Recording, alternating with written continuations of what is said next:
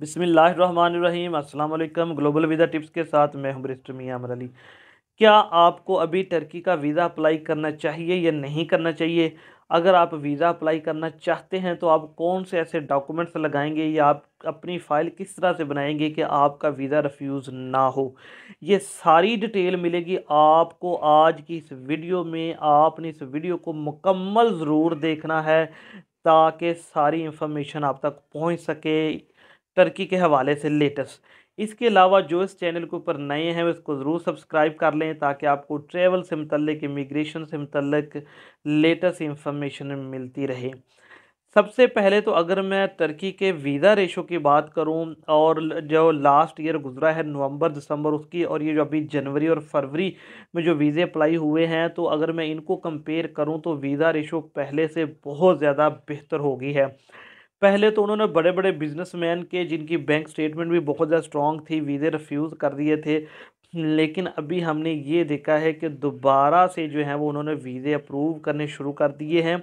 Even कि हमने अपने कुछ केसेस में ये भी देखा है कि फ़्रेश पासपोर्ट के ऊपर भी टर्की ने वीज़े ग्रांट कर दिए हैं। अगर आप भी अब वीज़ा अप्लाई करना चाहते हैं और आप चाहते हैं कि आपका वीज़ा रिफ्यूज़ ना हो, तो मैं कुछ तरीके बताने वाला हूँ, कुछ ट्रिक्स आपको बताने वाला हूँ जिनको इस्तेमाल करते हुए आपने वीज़ा अप्लाई करना है, तो इंशाल्लाह ताला आपका वीज़ा जो है वो रिफ्यूज़ नहीं होगा। नंबर वन नंबर वन के ऊपर है जी आपकी बैंक स्टेटमेंट। अगर आप अब वीज़ा अप्लाई करना चाहते हैं टर्की का, तो आपकी बैंक स्टेटमेंट जो है वो 10 लाख से ज़्यादा होनी चाहिए। अगर फ्रेश पासपोर्ट है आपका और आपकी बैंक के अंदर क्लोजिंग बैलेंस जो है वो 10 लाख से कम है, तो फिर आप वीज़ा अप्लाई ना करें। इसके अलावा अगर आपके कोई अकाउंट में प्रॉपर ट्रांजैक्शंस नहीं हैं या आपने सारी अमाउंट एक या दो दफ़ा में रखवाई है, तो फिर भी आप टर्की का वीज़ा अप्लाई ना करें, क्योंकि हमने बहुत सारे ऐसे केसेस में देखा है कि वो स्टेट में वीज़ा रिफ्यूज़ कर देते हैं और जो आपकी फ़ीस है जो कि तकरीबन 55,000 रुपये है सिंगल एंट्री वीज़ा की, वो ज़ाया चली जाती है। नंबर टू, अगर आप बिज़नेस करते हैं तो अब आपने NTN जो है वो मस्ट लगाना है। और कोशिश करें, अगर आप ये चाहते हैं कि आपका वीज़ा बिल्कुल भी रिफ्यूज़ ना हो, तो आप चैम्बर ऑफ कॉमर्स की रजिस्ट्रेशन भी ज़रूर लगाएं। चैम्बर ऑफ कॉमर्स के साथ रजिस्टर्ड होना कोई भी मुश्किल काम नहीं है, लेकिन अगर आप उसके साथ रजिस्टर्ड हो जाते हैं तो और उसके बाद आप उनका एक रिकमेंडेशन लेटर साथ अगर लगा देते हैं टर्की वीज़ा के हवाले से कि आप टूरिज़्म के लिए जाना चाहते हैं, तो मैं आपको गारंटी देता हूँ इंशाल्लाह ताला 100% आपका वीज़ा जो है वो ग्रांट हो जाएगा। दो चीज़ें मैंने आपको बता दी है। नंबर थ्री, जो फ्रेश पासपोर्ट वाले हैं वो ये ट्राई करें कि अपने वीज़े का ड्यूरेशन जो है वो कम से कम रखें और अपना बिज़नेस उनको स्ट्रॉन्ग दिखाएं, क्योंकि अगर वो 15 दिन या 20 दिन के लिए वीज़ा अप्लाई करेंगे तो उनको वीज़ा बिल्कुल भी नहीं मिलने वाला, तो इसलिए उनके पैसे ज़ाया हो जाएंगे। आप अगर फर्स्ट टाइम टर्की जा रहे हैं तो अपना ट्रिप सिर्फ 5 से 7 दिन के लिए रखें और कोशिश करें अपनी टिकट जो है वो पेड करवा लें और होटल भी पेड करवा लें। और जो आपने कवर लेटर लिखना है उसके अंदर ये चीज़ मेंशन कर देनी है कि मैंने होटल और जो टिकट है वो पेड ली हुई है, तो तब भी आपको इंशाल्लाह ताला 100% वीज़ा ग्रांट हो जाएगा। इसके बाद सबसे लास्ट चीज़, कवर लेटर। आज से कुछ अर्सा पहले जो है वो, अगर 1 साल पहले चले जाए, तो हम जो कवर लेटर बनाते थे टर्की वीज़ा के हवाले से सिर्फ 4 से 5 लाइन्स का होता था। सिर्फ सिंपल वीज़ा ऑफिसर को हम रिक्वेस्ट करते थे कि हम टूरिज़्म के लिए जाना चाहते हैं तो हमारा वीज़ा जो है वो ग्रांट किया जाए एज सुन एज पॉसिबल।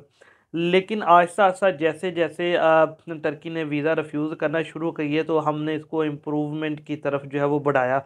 और अब इस वक्त हालात ये हैं कि दो दो पेजेस के ऊपर जो है वो टर्की का कवर लेटर हमें लिखना पड़ रहा है, जिसके अंदर हम उसे सारी चीज़ें वीज़ा ऑफिसर को एक्सप्लेन करते हैं, अपनी फाइनेंशियल टाइज, अपने बिजनेस के बारे में, अपनी फैमिली के बारे में, अपने पाकिस्तान वापस आने के बारे में, हर चीज़ का हमें उसके ऊपर उसको एक्सप्लेन करके बताना पड़ता है, तभी जो है वो हमारा वीज़ा जो है वो ग्रांट होता है।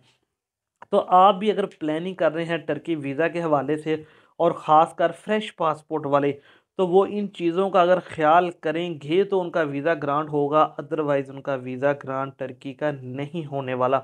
और ये सब मुश्किल इस वजह से पेश आई है, जैसा कि अगर आपने मेरी पहली वीडियोस देखी होंगी तो मैं बताता हूँ कि जब आप किसी भी कंट्री में जाते हैं टूरिस्ट वीज़ा के ऊपर, विज़िट वीज़ा के ऊपर आप वापस नहीं आते, तो आपके बाद में आने वालों के लिए बहुत ज़्यादा मुश्किलात पेश आती हैं।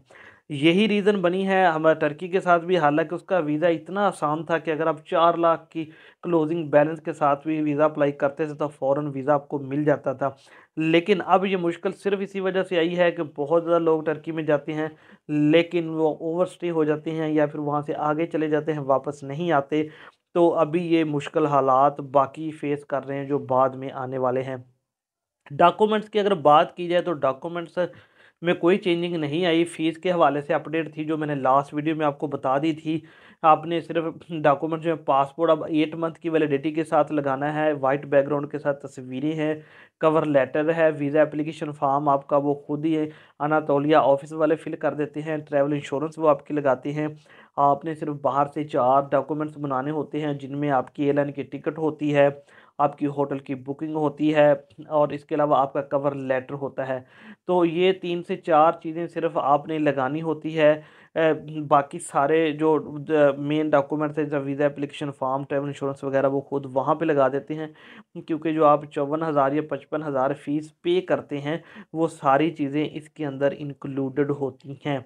अच्छा जी, इसके अलावा आजकल आपको एक फ़ीडबैक कॉल भी आ रही होगी कि जब आप वीज़ा अप्लाई करते हैं तो स्टाफ का बिहेवियर कैसा था? तो वो भी आपने बताना होता है। और एक चीज़ जो मैंने नई देखी है वो ये है कि पहले ये होता था कि जिनका पहले टर्की का वीज़ा लगा होता था और जब वो दोबारा अप्लाई करते थे तो उनको कभी भी कॉल्स उनके बिज़नेस के हवाले से नहीं आती थी। लेकिन अब जो 2 दफ़ा या 3 दफ़ा टर्की होकर भी आ गए हैं, उनको भी वो दोबारा कॉल करके वेरीफ़ाई कर रहे हैं उनके बिज़नेस के बारे में, उनकी फ़ाइनेंशियल डिटेल के बारे में। उसके बाद ही वो उसको वीज़ा ग्रांट कर रहे हैं। तो अगर अब बात की जाए लास्ट पे उनके वीज़ा प्रोसेसिंग के टाइम की, तो वीज़ा प्रोसेसिंग टाइम जो है वो 5 से 15 दिन है।